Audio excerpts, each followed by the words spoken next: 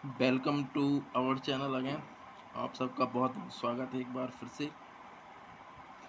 NCERT का जो पहला लेसन है वो कंप्लीट हो चुका है। हम लोग जो है अध्याय 2 आखेट खाद्य संग्रह से भोजन उत्पादन तक, ये जो है कक्षा 6 का यानी क्लास 6 का जो है एनसीईआरटी है हमारे अतीत, उसका सेकंड लेसन हम स्टार्ट करने जा रहे हैं आज। ठीक, तो इसमें जो है स्टार्टिंग जब करेंगे तो तुषार की रेल यात्रा, यानी तुषार जो है वो रेल में यात्रा कर रहा होता है। इसका जो है मैं सार थोड़ा सा समझा दूँ। और जो है वो बाहर नज़ारा देखता है तो उसको देखता है पेड़ पौधे वगैरह हैं, और जो उस घर आसपास बने हैं, खेत खलिहान बना हुआ है, वो बड़े तेज़ी से पीछे जा रहा है, यानी छूटते जा रहा है। तभी उसके चाचा ने उसके कंधे पे हाथ रख के कहा, पता है लोगों ने मात्र 150 साल पहले रेल की यात्रा शुरू की थी, मतलब केवल 150 साल पहले, बस उसके बाद आई। तो अब यहाँ पर जो है तुषार के मन में क्या आता है, तुषार के मन में आता है कि अब तो हमारे पास सारी सुख सुविधाएं हैं, मतलब कि एक जगह से दूसरी जगह यात्रा करने की ट्रेन है, बस है, कार है, बाइक है। लेकिन पहले के जो लोग थे, यानी 150 साल पहले, उन्होंने, क्योंकि वो तो इतना समझ गया कि 150 साल पहले रेल थी तो उसके पहले रेल नहीं थी, तो 150 साल पहले लोग कैसे आते जाते थे। तो यहाँ से उसका जो है प्रश्न स्टार्ट होता है, और वही हमें आज डिस्कस करना है, वो हम डिस्कस करेंगे। ठीक है, तो यहाँ पे देखिए शुरू करते हैं। तो उसने क्या बोलता है कि आरंभिक मानव, यानी कि शुरुआत का मानव कैसा था, आखिर वे इधर उधर क्यों घूमते थे, अगर घूमते क्यों थे, क्या कारण था घूमने का। देखिए यहाँ पे जो सबसे महत्वपूर्ण बात है वो ये है कि उस समय जो अपना उपमहाद्वीप है, वहाँ पर 20 लाख साल पहले जो व्यक्ति रहा करते थे, उन्हें हम जानते हैं आखेटक के नाम से। आखेटक, आखेटक यानी खाद्य संग्राहक, यानी खाने पीने की चीज़ें खोजने वाले, इकट्ठा करने वाले, उनको आखेटक या शिकारी कहते हैं। ये शिकार किस तरह का करते होंगे, ये जनरली फल फूल, दाने, पौधे, पत्तियाँ, मछलियाँ आदि शिकार करते थे। चिड़ियाँ पकड़ते होंगे, अंडे इकट्ठा करते थे। ठीक है, और इसी वजह से इनको एक स्थान से दूसरे स्थान जाना होता था। और इसके अलावा यहाँ पे जो महत्वपूर्ण बात है वो ये है कि आखिर ये जो आखेटक हैं, यानी कि जो शिकारी हैं, किसी भी प्रकार के शिकारी हुए, या पेड़ पौधों पर निर्भर हैं, या मांस खाते थे, तो मछलियाँ, चिड़िया, अन्न खाने वाली चीज़ों पर निर्भर थे। तो कई ऐसे कारण हैं जो ये एक स्थान से दूसरे स्थान जाते थे। तो इसमें जो पहला कारण है यह है, अगर वे एक ही जगह पर ज़्यादा दिनों तक रहते तो आसपास के पौधों, फलों और जानवरों को खाकर समाप्त कर देते, इसलिए और भोजन की तलाश में उन्हें दूसरी जगह पर जाना पड़ता था। ये पहला रीज़न है, फर्स्ट रीज़न है कि अगर वो एक ही जगह पर रहते तो ये निश्चित है कि वहाँ के सारे फल, फूल, पौधे, जानवरों को निश्चित तौर पे खा जाते। तो फिर अब जब खा जाते तो फिर उनको भूख लगती तो क्या करते, वो फिर निश्चित है कि वो भोजन की तलाश में इधर-उधर जाते। तो इधर-उधर जाने का मतलब है कि एक स्थान से दूसरे जाते। अब ये मैटर नहीं करता कि वो कैसे जाते। अब रेलगाड़ी नहीं थी तो क्या मतलब एक ही जगह थोड़ी बैठ रहे थे, वो पैदल ही जाते थे। दूसरा रीज़न जाने का ये था, सेकंड रीज़न है कि जानवर अपने शिकार जानवर अपने शिकार के लिए, या फिर हिरण और मवेशी अपना चारा ढूंढने के लिए एक जगह से दूसरी जगह जाया करती थी, इसलिए इन जानवरों का शिकार करने वाले लोग भी इनके पीछे पीछे जाया करते थे। जैसे कि इन्हें किसी, मान लो हिरण का शिकार करना है, अब हिरण जो है वो कहीं दूसरे क्षेत्र में निकल गई, अपने अपने लिए कुछ खोजने, तो उनके पीछे पीछे ये भी चले गए, तो इनका जगह चेंज हो गया। तो जिस जिस जानवर का ये शिकार करना चाहते हैं, अगर वो जानवर खुद के शिकार के लिए एक स्थान से दूसरे स्थान जाता है तो ये भी उसके पीछे पीछे जाएंगे। सो सेकंड रीज़न है कि वो इसलिए जाते थे आखेटक शिकारी। ठीक है, तो ये दो महत्वपूर्ण रीज़न मैंने आपको बताए।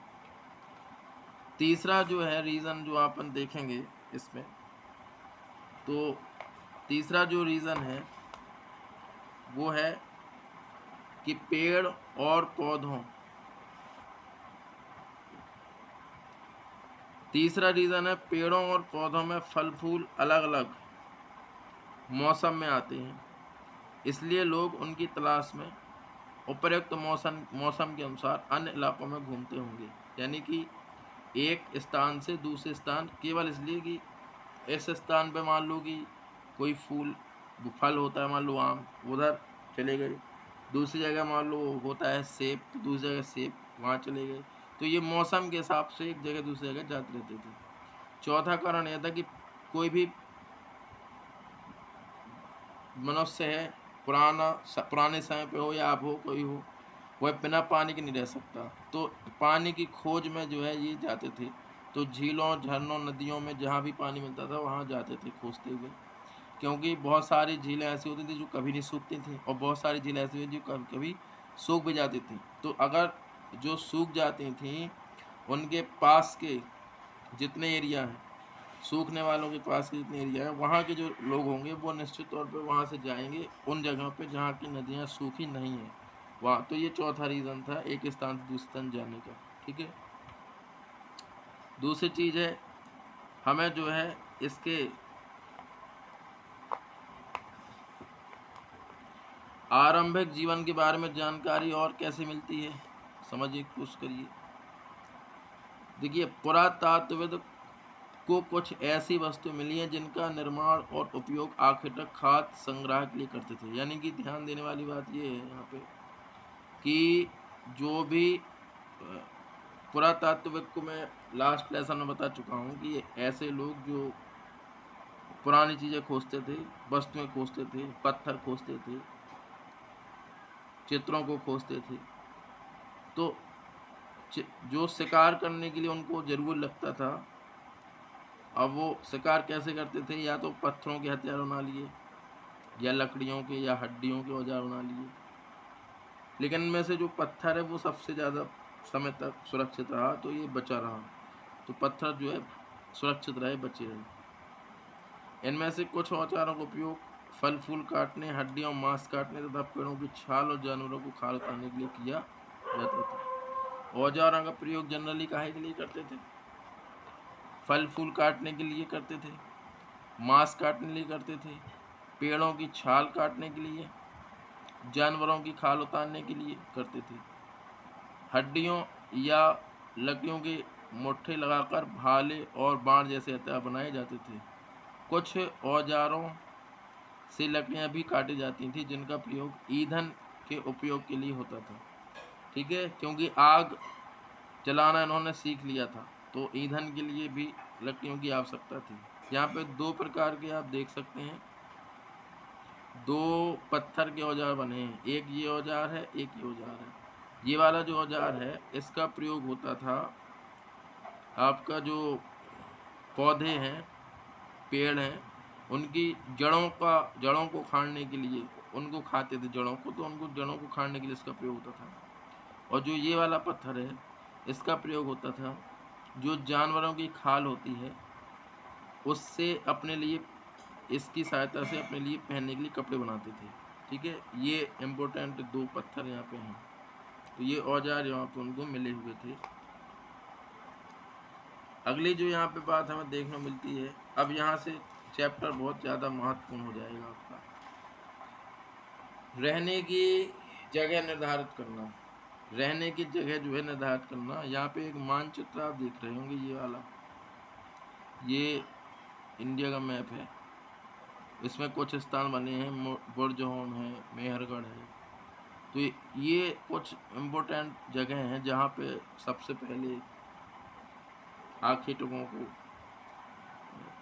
कुछ साक्ष्य मिले आखेटकों की। जैसे यहाँ पे लाल त्रिकोण वाले स्थान वे पुरस्थल हैं जहाँ पर आखेटक खाद्य संग्राहकों के होने के प्रमाण मिले। यानी कि त्रिकोण वाले मतलब ये भीम बेटका, ये वाला एक हो गया आपका, देख सकते हैं। दूसरा ये देख लीजिए, ये भी है कुरनूल की गुफाएं। तो ये कुछ स्थान है जहाँ पे मुख्य रूप से जो है हमें खाद्य संग्रह यानी आखेटकों के मिलते हैं जगह। इसके अलावा नेक्स्ट टॉपिक अपन देखेंगे, तो आग की खोज। पुरास्थल होते क्या हैं ये देख लो आप।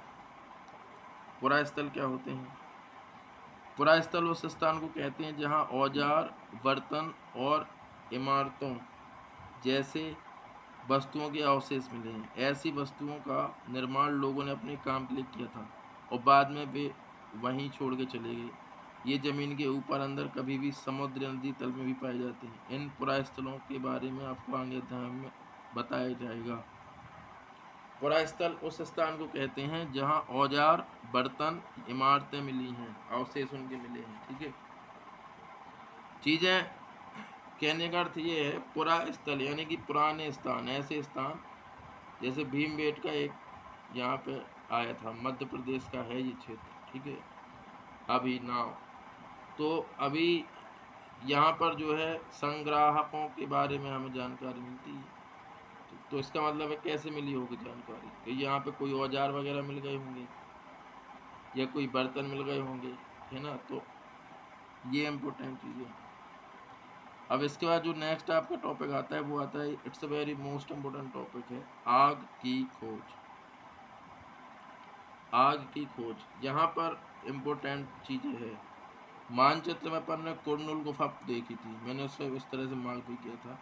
ये वो जगह है जहाँ पे हमें राख का साक्ष्य मिला है, राख का साक्ष्य, जो ये बताता है कि आग की खोज हो चुकी थी।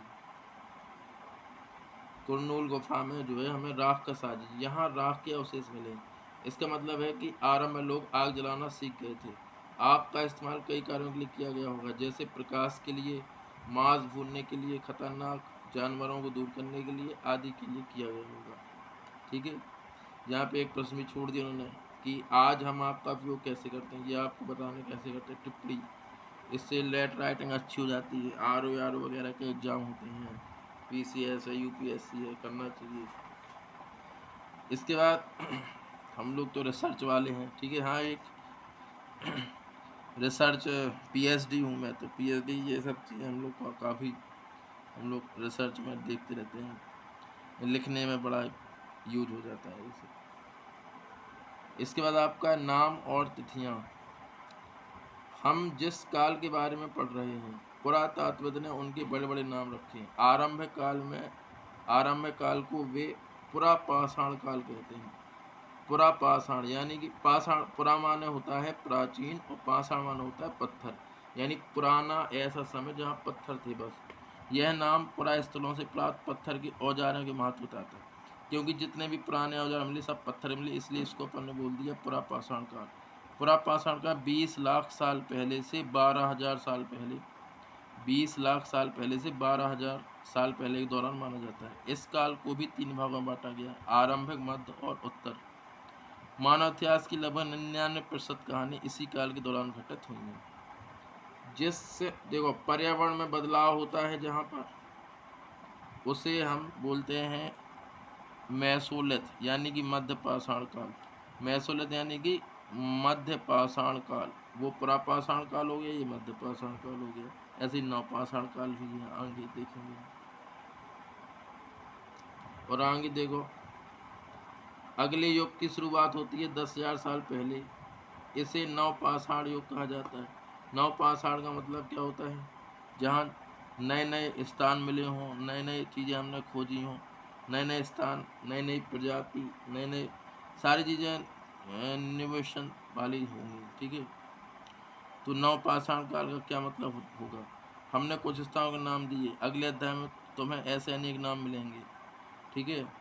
तो ये आपका जो है आग की खोज के बारे में था। तो पुरापाषाण में ही ये सारी चीज़ें होंगी। ठीक है। आग की खोज वगैरह।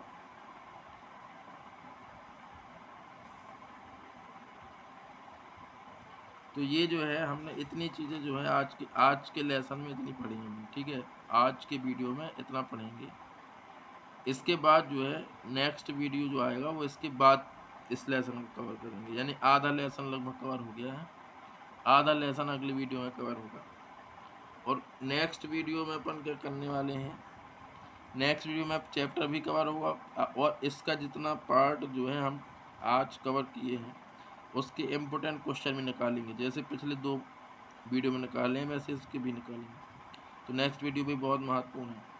अगर आपको वीडियो अच्छा लगा है तो आप शेयर करें, सब्सक्राइब करें, लाइक करें, कमेंट्स करें। बहुत बहुत धन्यवाद।